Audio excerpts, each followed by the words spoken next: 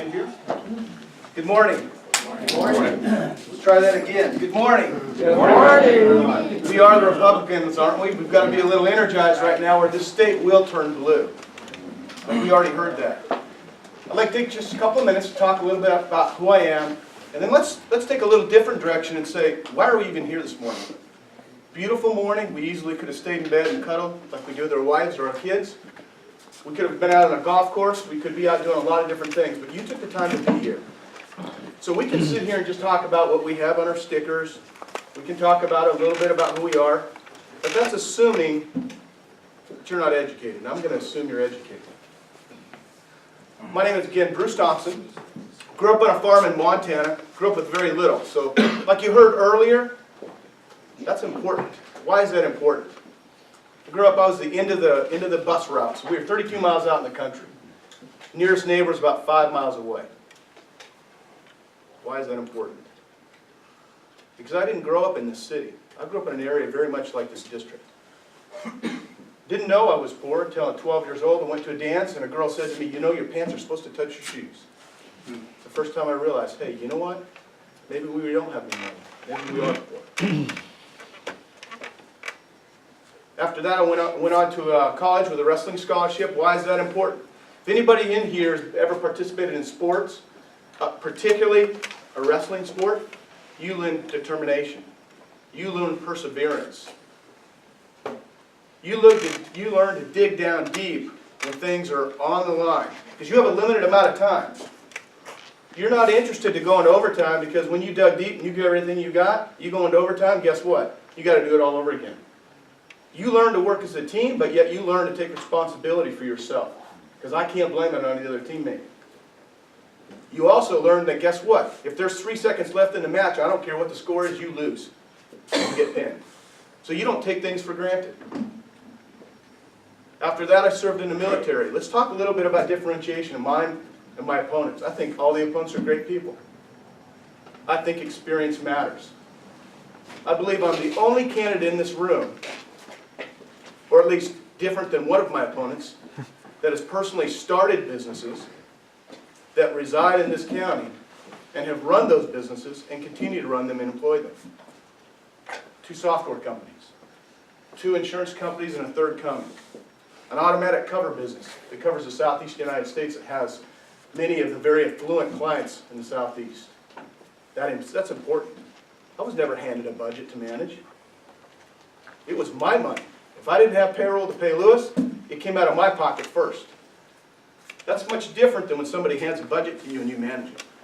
So I'm going to assume you're smart enough to understand that. Because everyone in this room, you guys are intelligent. Why is it important to serve in the military? We have things like this that are very important to me. I don't stand and say the pledge because I stand and say the pledge. I stand and say the pledge because as someone that served in the military, it's important to me what this country was built on. Things that this gentleman over here fight for. Things that as a Republican, a true Republican, less government. That does not mean we add Common Core. That does not mean we get involved in the education system. And we allow someone outside of our area to dictate how we will educate our children. It's quiet in here. Less taxes. Contrary to what you might have heard during these debates, and as we've been out trying to fight for votes, the reason our economy is the way our economy is not because of education. That is not true. That is not true. Ask Nikki Haley, governor of South Carolina, who I've had the pleasure, thank you Andrew, to meet. You know why South Carolina's doing so well? Go ask her, she'll tell you. She's very approachable. Because when she got involved in government at state level, one of the first things she wanted to do was, I want transparency here. There's no way you and I should be able to vote a raisin for ourselves without showing our vote and seeing what's going on. And they said, nice girl. Pat her on the head, as she said. Paraphrasing, but I think that's what she said. Andrew, go sit down. You're just a freshman. You don't know what you're doing. So she pushed hard, just like I've done through my career. And she got to the point where I think she was the whip. And she took another bill and said, you know what, I'm going to push this through. And they said, okay. And they stripped her power. And she came home, and if I remember right, she said she was crying and pretty upset, and her dad said, run for governor.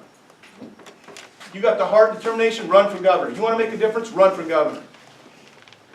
And so she did, and she won. And one of the first things she did was, we're going to be transparent, because if it's good enough for other people, it's good enough for us. Ladies and gentlemen, we should not have an environment where the people you hire, because let's not get this wrong, you hire your elected officials. It's your money, hire them to be your representative. Hold us accountable. What's good enough for you is good enough for us. So she said, I did that. And she said, slowly what we did is we made some changes. One of the first things was, when you call one of her departments, it's good morning or good afternoon. It's a great day in South Carolina. She changed their attitude. She also said, how may we serve you? Boy, there's a novel idea. And one by one, they removed the legislation that was in the way for jobs to come. It wasn't education. Is education important? Oh yeah. Do we need an educated workforce? Absolutely. Does everyone, white, black, Hispanic, poor, rich, Democrat, Libertarian, have a right to an education? Oh yeah. But don't get me wrong, I know a lot of educated individuals that sit on their butt and don't do anything in this district. I know a lot of educated individuals that sit on budgets and they're part of a bureaucracy and they couldn't create a job that you and I could benefit from if somebody handed it to them. If I travel around the district, what people are asking for is we want business people to go to the Capitol. We want business people that can go down there. Less government, less taxes, and business people that say, we understand what personal responsibility is. See, when you're in a bureaucracy, when you're a part of a big organization that somebody handed you a budget and you manage something, it's real easy to say it's his fault, or her fault. When you start a company and you're at the top and you own that company, guess what? You start looking at yourself. Personal responsibility. Personal responsibility is important. You know why it's important? Because when you do something wrong, you're held accountable for it. We have at least one, maybe two, maybe three people right now down at the Capitol. Is that right, Barry? Three? Been indicted? At least one I know is being indicted right now. And people complain with the apathy, saying, the White House, and golly, everything's going on there. Our state, our capital, look at all the mess that's going on there. How many of you ever cooked in a kitchen? Come on, how many of you ever cooked in a kitchen? Okay, the rest of you, you pop something in the microwave, okay? You cooked in the kitchen, you start with the ingredients, right? You put rotten ingredients into it, what do you get whenever it gets done? Does that all of a sudden, miraculously, it's better? No, it starts with the candidates. The ingredients start right here. It's important to vet out your candidates, because you cannot expect when they go to the Capitol anything's miraculously going to change. If not, it's going to be the other thing. So you better start with people that understand something that I'm running on. A businessman that cares. C, cooperative. If you look at my experience, you're going to see. When I was in the military, I was fortunate to win the Patton Award. What is that? Outstanding soldier. That's not something they just hand out. We work hard for that. What did we earn last year here in the community? The Ray Lynch Award for the Southeast United States. What is the Ray Lynch Award? Allstate recognizes one agent in the Southeast United States. There's 14 areas for community service. The amount of money, and not money, but time and hours spent in your community giving back. Because this is a political servant role, right? Political servant. Which says, I wonder if someone would have time to go represent you at the Capitol. I'm very, very blessed. I've got an individual, two of them right here, that work in my companies, that run that allow me. Companies that we built up and they said, you know what, go do what you're good at because we can do this. We understand what you expect. That's back to that cooperation. You need someone that can go down to the Capitol, can cooperate with others and get things done.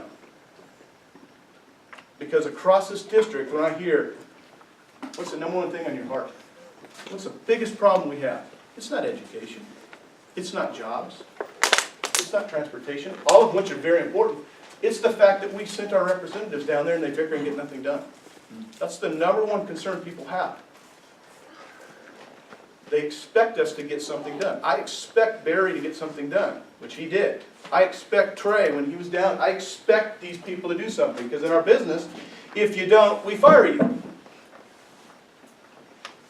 then I hear, well, we can't fire them because they got a term. Really? Because in the business world, it's called a contract. And you mark it on the calendar and say, that's fine.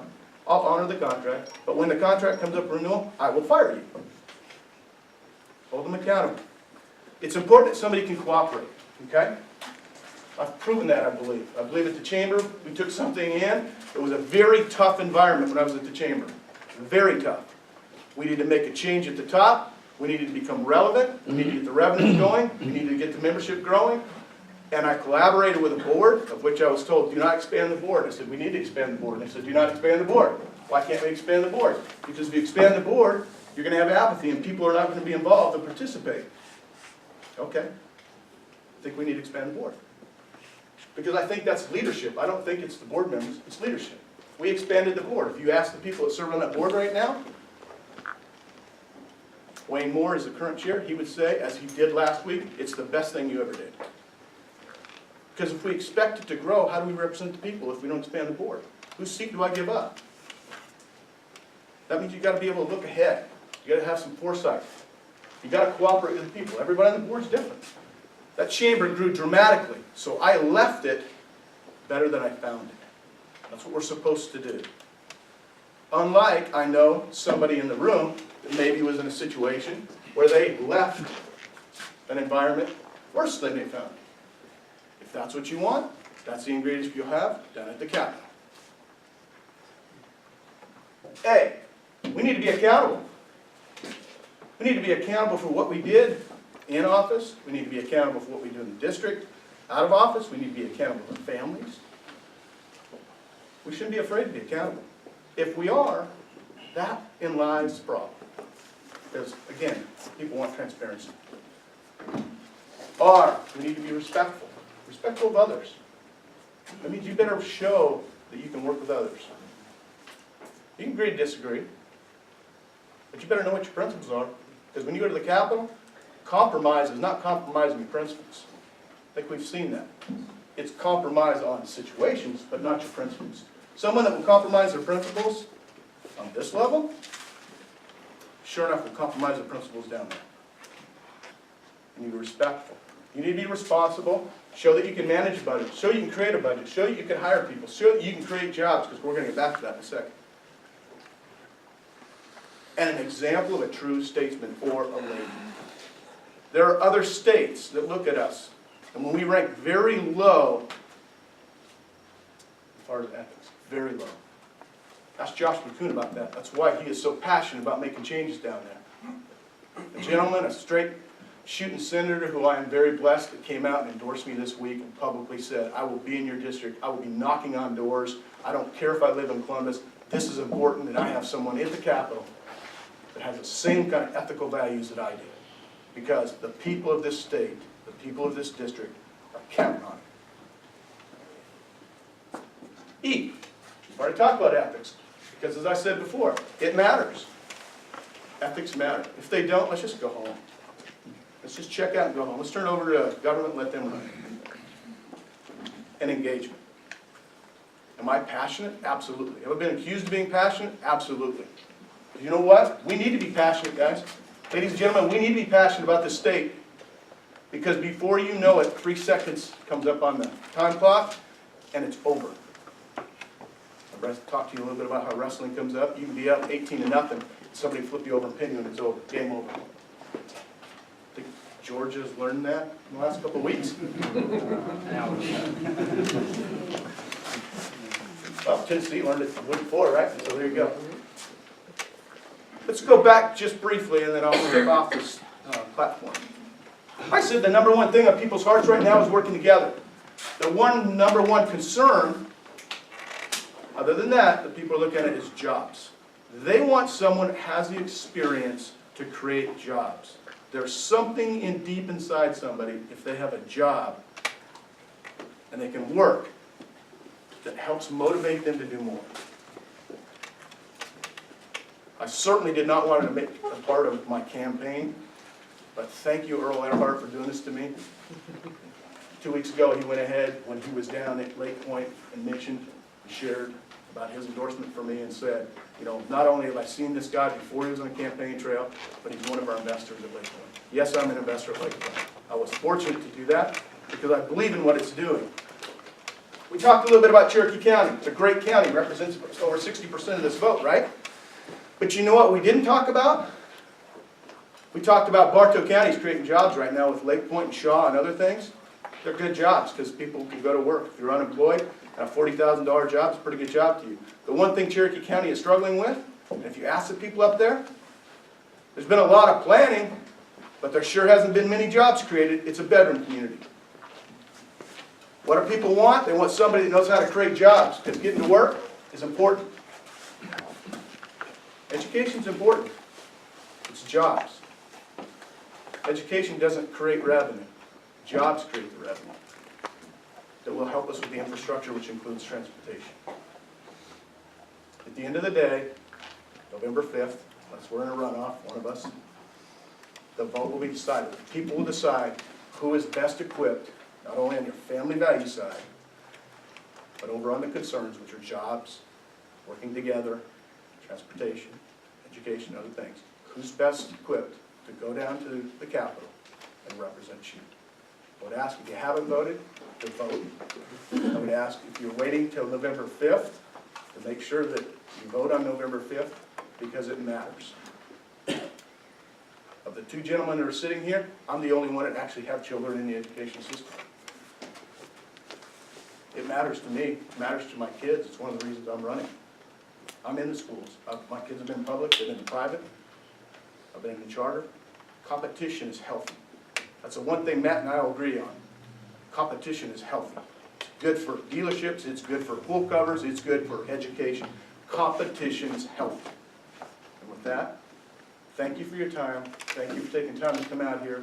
Thank you to the people on my campaign, especially to my wife, for doing this and allowing me to serve. To Andrew, who is my consultant.